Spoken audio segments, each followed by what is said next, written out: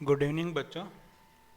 Class 6 computer विज्ञान। आप सबको पता है राजस्थान के अंदर क्लास 6 के अंदर एक बुक संचालित है जिसका नाम क्या है, कंप्यूटर विज्ञान। ठीक, इस प्रकार की बुक है, ठीक है, जिसको कहते हैं कंप्यूटर साइंस। इसका अध्याय नंबर कौन सा है, 5, जिसका नाम है कंप्यूटर की भाषाएं। Chapter 5 computer language. और इसके हम करेंगे आज अभ्यास पर्सन। क्या करेंगे, अभ्यास पर्सन। देखो,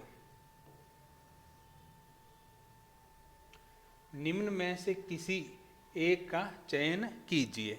यानी आपके पास कुछ क्वेश्चन दे रखे हैं, उसके 4-5 ऑप्शन है, उसमें से किसी एक का आपको चयन करना है। पर्सन है, ठीक है।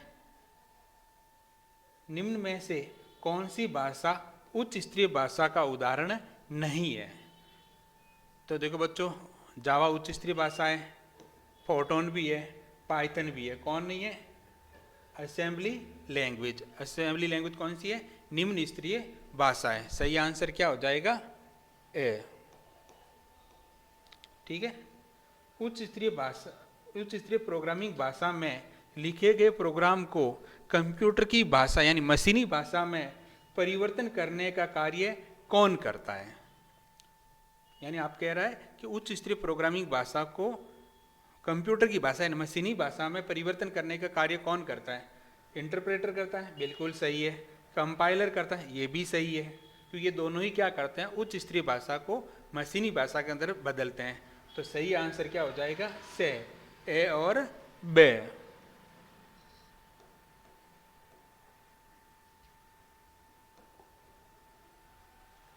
ठीक है। निम्न रिक्त स्थानों की पूर्ति। मशीनी भाषा, निम्न स्तरीय भाषा का उदाहरण। मशीनी भाषा किसका उदाहरण है, निम्न स्तरीय भाषा का क्या है, उदाहरण है। कंप्यूटर की भाषा में किसी कार्य को पूर्ण करने के लिए सिस्टम से कौन से निर्देश, बाइनरी भाषा के निर्देश होते हैं। यानी कंप्यूटर हम सिस्टम को जो भी निर्देश देता है वो कौन सी भाषा के अंदर होते हैं, बाइनरी भाषा के निर्देश होते हैं। एक कंप्यूटर भाषा को किसी कार्य को पूर्ण करने के लिए सिस्टम से बाइनरी भाषा के निर्देश होते हैं। अगला देखो, हमें क्या सही वाक्यों को आगे राइट और गलत के आगे क्रॉस का चिन्ह लगाना है। ठीक है। देखो, कंप्यूटर से संवाद करने के लिए प्रोग्रामिंग भाषाएं काम में ली जाती हैं। तो ये बच्चों क्या बिल्कुल सही बात है। ठीक है। कंप्यूटर प्रोग्रामिंग भाषाओं का इस्तेमाल ही किसके लिए किया जाता है, कंप्यूटर से संवाद करने के लिए किया जाता है। कंप्यूटर बाइनरी भाषा को ही समझता है। तो ये बात भी बिल्कुल सही है, क्योंकि कंप्यूटर एक मशीन है और मशीन की भाषा कौन सी होती है, 0 और 1। इंटरप्रेटर किसी त्रुटि को प्रदर्शित नहीं कर सकता, ये गलत बात है। इंटरप्रेटर तत्काल, क्योंकि वो लाइन दर लाइन एक एक लाइन को मशीनी भाषा के अंदर बदलता है और वह तत्काल उसी समय त्रुटि को प्रदर्शित कर देता है। तो ये बात बिल्कुल क्या है, गलत है। कंपाइलर भाषा अनुवादक का एक उदाहरण है। ये जो कंपाइलर है वो लैंग्वेज ट्रांसलेटर का एक उदाहरण है। तो ये बात भी बिल्कुल सही है। अगला देखो, मशीनी भाषा को बाइनरी भाषा में भाषा नहीं कहा जा सकता। मशीनी भाषा को बाइनरी भाषा नहीं कहा जा सकता। तो ये बच्चों बिल्कुल गलत बात है। मशीनी भाषा को ही बाइनरी भाषा कहा जाता है या बाइनरी भाषा को ही मशीनी भाषा कहा जाता है। तो ये बात बिल्कुल क्या है, गलत है। मशीनी भाषा को ही बाइनरी भाषा कहा जाता है। अब अगला देखो, कंप्यूटरी भाषाओं को कितने भागों में बांटा गया है। तो हमें पहले पढ़ाई था कि कंप्यूटरी भाषाओं को 2 भागों में बांटा गया है। कौन कौन सी, निम्न स्तरीय भाषा और उच्च स्तरीय भाषा। निम्न स्तरीय भाषा को हम अंग्रेजी में कहते हैं लो लेवल लैंग्वेज और उच्च स्तरीय को कहते हैं हाई लेवल लैंग्वेज। अगला देखो, कंप्यूटर व मनुष्य के बीच संवाद का माध्यम होता है, कौन होता है, लैंग्वेज ट्रांसलेटर यानी भाषा अनुवादक। ठीक है। भाषा अनुवादक क्या कहते हैं, मनुष्य के द्वारा जो उच्च स्तरीय भाषा में कोड होते हैं उसको मशीनी भाषा के अंदर बदलने का काम कौन करता है, भाषा अनुवादक यानी लैंग्वेज ट्रांसलेटर। तो देखो बच्चों, इसको थोड़ा सही कर लो। कंप्यूटर व मनुष्य के बीच संवाद का माध्यम होता है। तो एक कंप्यूटर ट्रांसलेटर ने इसको थोड़ा गलत कर दिया, ठीक है, ये गलत है, ठीक है, मैंने ध्यान नहीं दिया। उसको कहते हैं, उत्तर क्या होता है, कंप्यूटर भाषा, यानी कंप्यूटर और कंप्यूटर के बीच जो संवाद का माध्यम होता है वो होता है कंप्यूटर भाषा या प्रोग्रामिंग लैंग्वेज, या तो कैसे कंप्यूटर की भाषा या प्रोग्रामिंग लैंग्वेज कहते हैं, ठीक है। अगला देखो, कंप्यूटर को कौन सी भाषा समझ में आती है, तो कंप्यूटर को कौन सी भाषा समझ है, मशीनी भाषा, जिसको हम कहते हैं बाइनरी भाषा, या तो मशीनी भाषा कह सकते हैं या हम उसको क्या कह सकते हैं, बाइनरी लैंग्वेज।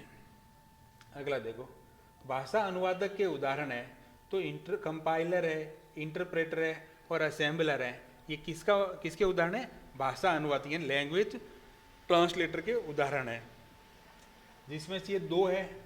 ये तो पहले हाई लेवल लैंग्वेज को मशीनी लैंग्वेज बदलते हैं और ये असेंबली को, भाषा को मशीनी भाषा के अंदर। असेंबलर की आवश्यकता क्यों होती है, जो असेंबलर भाषा अनुवादक है उसकी आवश्यकता क्यों होती है। देखो, यह असेंबली भाषाओं में लिखे प्रोग्राम को मशीनी भाषा में परिवर्तित करता है।